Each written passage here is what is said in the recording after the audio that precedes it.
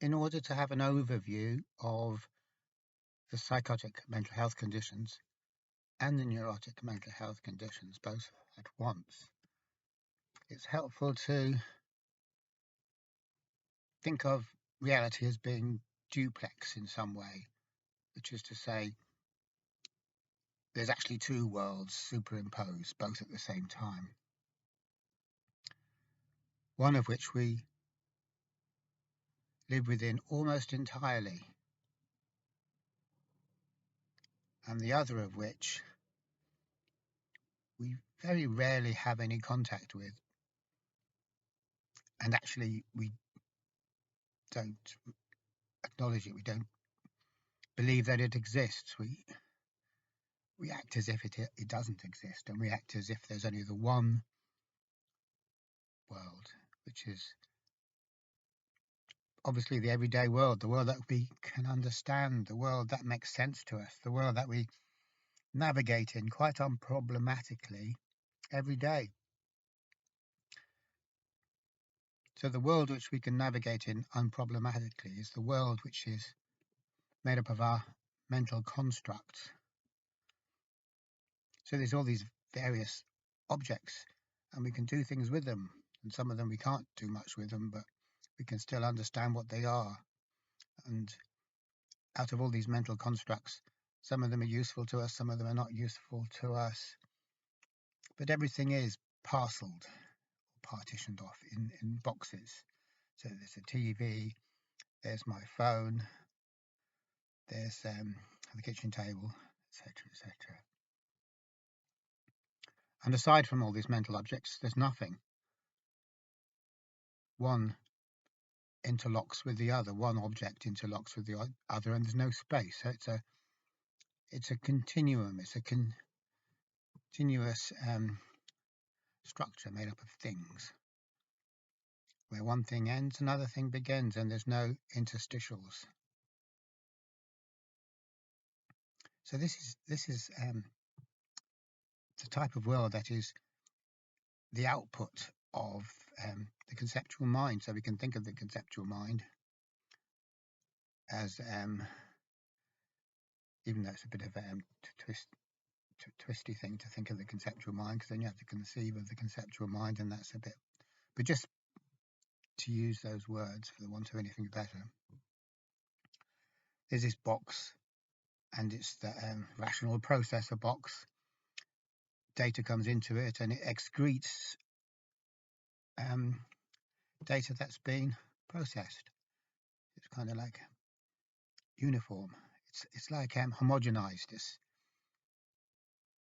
The non-homogeneous world has been homogenized, and the reason we can say it's homogenized, you can just imagine like a toothpaste coming out of a tube or something like that. The reason it's homogenized is because it can all be understood from the same viewpoint. It all makes sense from the same viewpoint. Which means that it is actually all the same viewpoint, and that is a viewpoint which is taken for granted by the rational processor. So it's non-paradoxical, it's straightforward, and all of these things. And that's okay. It's okay because we can just operate in it without having to come across any strangeness, any paradoxicality, any innate self-contradictoriness. So that's fine. But it isn't fine in another way, because this homogenized logical world is only ever an artificial overlay. So this world that we know about, and this world that we automatically assume to be the only world there is, or could be, is entirely artificial. It's just the output of a device. It's dependent upon the device. It's, even though it doesn't seem like it usually, it's incredibly fragile. It's like a soap bubble. You could prick it with a pin and it'd pop. And when it did pop, it would leave nothing behind because it's a production. It's a manufactured thing. It's something with no innate being of its own. It's artificial. So straight away we can see that there are problems to this, because no matter how well we might be getting on in this, in the logical continuum, in the world which is the output of the rational processor, which is the only world we know, no matter how well we might get on in it, we're actually missing the most important thing, and we're ignoring the most important thing, and that's going to create problems. We assume it's going to be great to adapt to the known world, the positive world, as we might also put it. Positive because it's positively defined. Everything is defined positively as being this and being that and being the other. Everything's something in the defined world, because there's nothing in the defined world that isn't defined. But the problem is that on paper, it would seem like the better we adapt to this defined world, the better it's going to be for us. But the snag is it's only going to be better for us within the terms of the defined world. And the defined world is an artificiality. So that's a loop that goes around in circles. It's an argument that agrees with itself, but that doesn't necessarily mean that it's true, because it's only true because it actually argues itself that it's true. So it's secondary, even to say that this reality is secondary to the original reality is not making the distinction properly. There's no connection. One is a very faint and distorted shadow of the other, as the mystics say, a pale copy of heaven's original, as one poet puts it, whose name I can't remember just at the moment. So that although it's easy to succeed, it's not necessarily guaranteed that we will succeed in the known world, that we will do well, or that we will adapt to it successfully and be able to do what we want to do, which is what we mean by succeeding, being able to do everything that our mind tells us we want to do. But even if we do succeed there, it's no good, as I was saying, because it doesn't really count for anything in the bigger scheme of things. And we ourselves are part of that bigger scheme of things, so we can't really ignore it. It's essentially who we are. We essentially belong to the bigger world, the undefined world, the world that isn't a production of some device.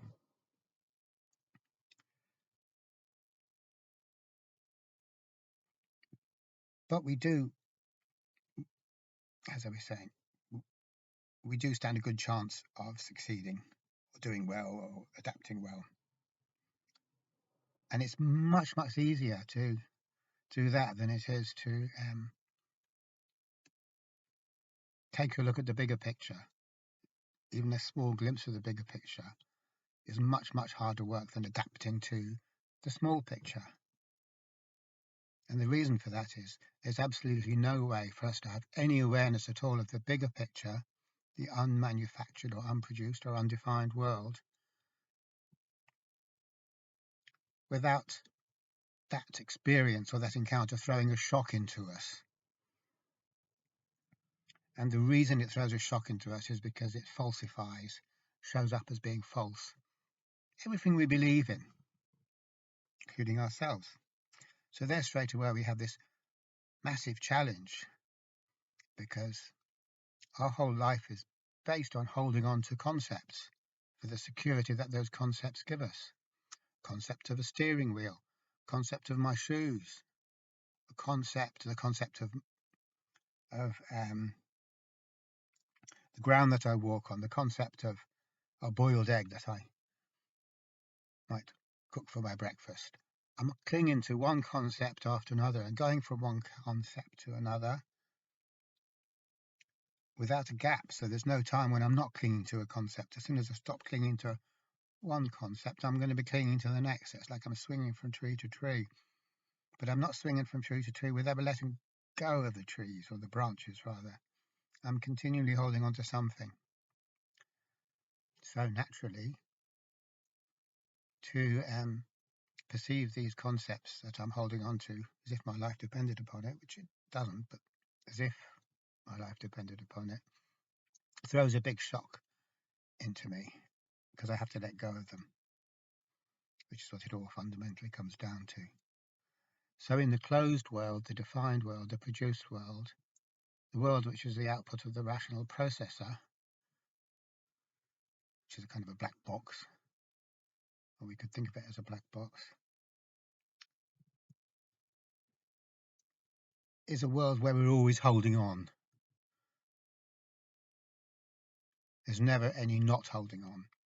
And so another way of talking about holding on is to say that controlling. So it's continuous control. So the top marks go to the best controller. And controlling is seen as a great thing. It's a virtue. It's a mark of mastery. It's a mark of greatness. It's get kudos from being an effective controller, because that's what counts in the defined world, in the manufactured world. But that isn't the case in the actual the bigger picture, the world that hasn't been produced, the other world which we can't say anything about because it's not defined. That's not how it is there. Holding on doesn't really count for a lot because there's nothing to hold on to, and there's no one to hold on to it. So this holding on, this controlling that we make so much of, is a ridiculous, redundant concept. And if we do look at what holding on means, and well, obviously holding on just means holding on. It's easy enough to kind of visually imagine that I'm just holding on for dear life to something or other. My knuckles going white in the effort, as in the Pink Floyd song. I'm holding on because the alternative is too frightening for me. That's the only reason we ever hold on in that way. It's fear. So holding on just means fear, really. Control just means fear in the inner realm. Like in the outer realm, if I'm driving a car,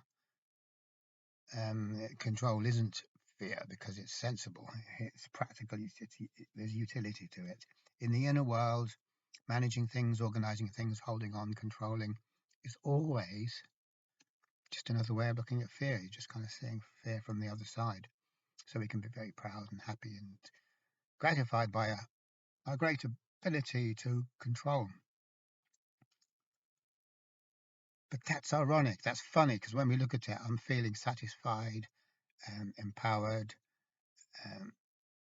etc. by my ability to run away from fear.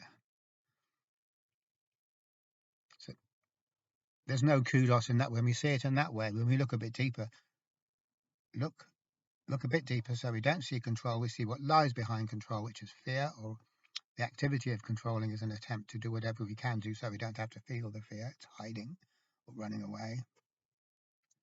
Even when we try and solve a problem, we're hiding from that problem because when we solve it, it's gone. It's talking on the inner realm, not on the outer realm, because it's fine to solve a problem. Like if you're freezing cold and you light a fire, you've solved a problem in the outer world. That's good. On the inner world, solving problems is fear. It's the activity of running away, getting rid of the thing that is frightening instead of looking at it. So somehow we have turned everything around so that we feel empowered and good about ourselves because of our ability to get rid of things that we're afraid of. So that doesn't sound so great. The greatest, most magnificent controllers in the world are also the most frightened, which kind of makes sense, really, isn't it? Because when you know people that are very, very heavy-duty controllers, you also know that they're kind of toxic because the stuff that they do isn't good stuff, because it's not coming from a good place, because it's coming from fear. Nothing ever good comes from fear. So, in the produced world, we glorify control.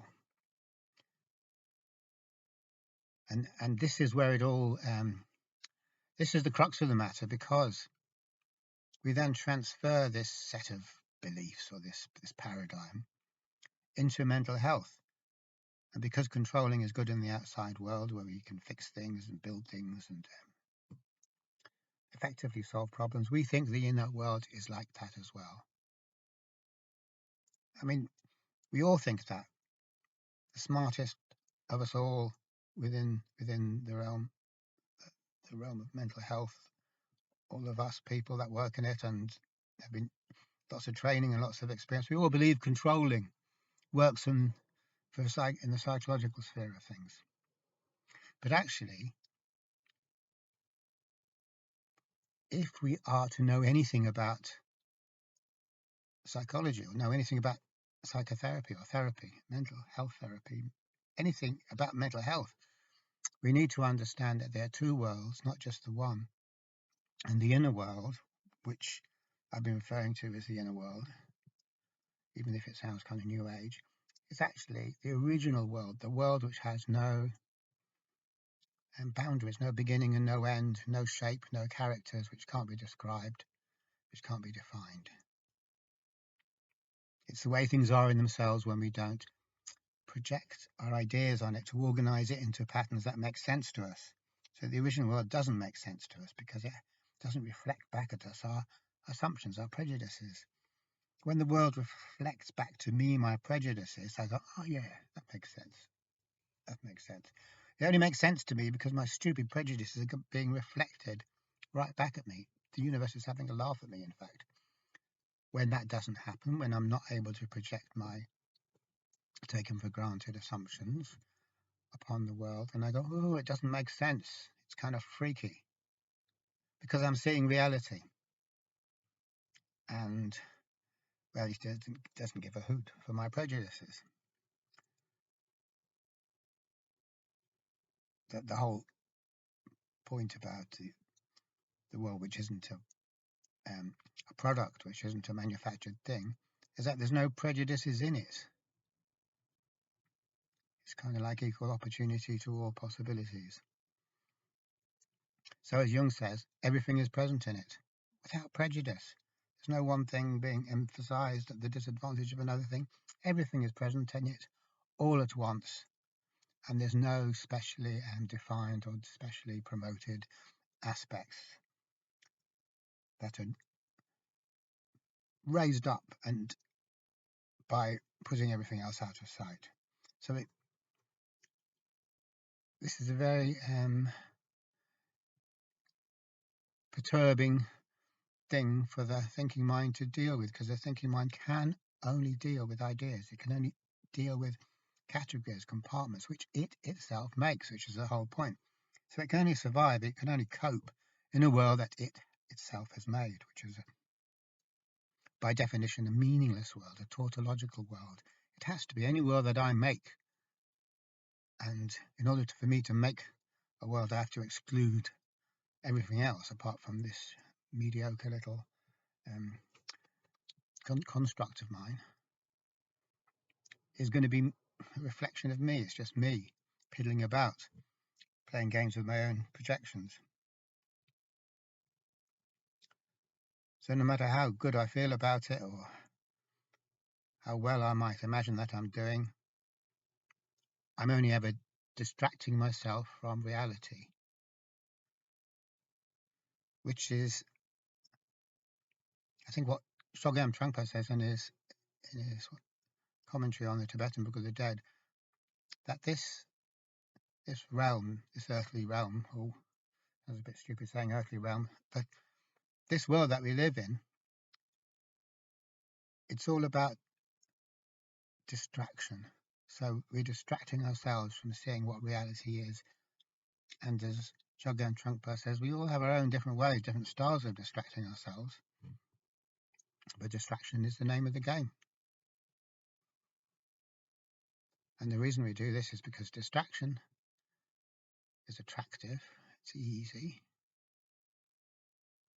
It's like listening to someone who tells you what you want to hear, because the universe is then it's humoring us, it's telling us what we want to hear. It's like, yes, yes, yes, reality is like that, you're right. Whenever we feel we're right about anything, it's because we're being humoured, because we're never right about anything, because it's impossible to be right about anything. It's totally impossible to be right about anything real, because real doesn't come in categories. right is a category, right versus wrong. You can't apply that stuff to the pleroma. You can't apply it to the universe as it is in itself. So we can't be right about it. So there's no satisfaction that comes from that. But it's a whole different, what we're looking at is a whole different thing. It's not about being right or being wrong. Because if we're able to relate to that world which doesn't reflect our prejudices, if we're able to relate to it, and then what's happening is we're not getting that message that we love so much, which is the confirmation message. Confirmation, confirmation, everywhere around us, everything is confirming that we're right in our way of looking at things. We select friends on the basis of they'll say stuff to us to confirm that we're right about things. That's why we create groups of people. That's why people band together in religions. That's why cults come along, because absolutely every cult member, and I would include the major religions in that category, it's just that we don't see them in that category, a bunch of people who absolutely see the world in the same way, and they all agree with themselves that the way they see it is the right way. So that's a cowardly trick to get out of facing up to reality and being challenged. We don't want to be challenged. We'll make up our own crude, worthless, false reality, because within that reality we will be confirmed as being right. That's all we want to hear. I want to be right. I want to know that I'm right. So the unprejudiced reality doesn't ever say that to us, and it doesn't give us any confirmation at all. There's no confirmation, not even a whisper of it. Instead, there's what is called in the von Weizsäcker model of pragmatic information novelty. Novelty is newness, new stuff that we have no way of processing, we have no way of getting to grips with it, because we don't have the categories for it. If we don't have the categories for it, we can't get to grips with it. It overwhelms and overflows our categories. So we try and fit this novelty, and novelty is like unprejudiced, unprocessed information. It's information raw, it's just coming at us. We haven't cleverly interposed the black box of the rational mind to sort out everything that disagrees with our assumptions and get rid of it, and only show us what agrees with our data processing assumptions. There's no intermediary like that. It's just reality hitting us full in the face, and there's no confirmation in that, as I was saying, none at all. It's like getting into a cold shower, and it's more of a shock, obviously. So we try and use our categories to make sense of what's happening, and the novelty is hitting us and it filling up our categories, but then it overflows. So it can be lots of things at the same time, and still even that isn't what it is, because what we're trying to deal with cannot be dealt with in a logical way. So no matter what I do to try and make sense of it, it's always going to overflow all of those categories, and whatever combinations of categories I put together to try and account for it, it's going to disagree with them. In other words, it's going to say, no, that's not right, that's not right. And nothing we do is right, and no attitude, no conscious, rational, deliberate attitude that we take towards novelty is the right one. So no response is the right response. There isn't a right response. There's no lock and key. There's no angle that we can get. There is no angle on this at all. And if there's no angle, that means we have to drop thought, because thought is nothing else but an angle that we've kind of proven to work over time. So we have to drop thought. And that's the very last thing we want to do.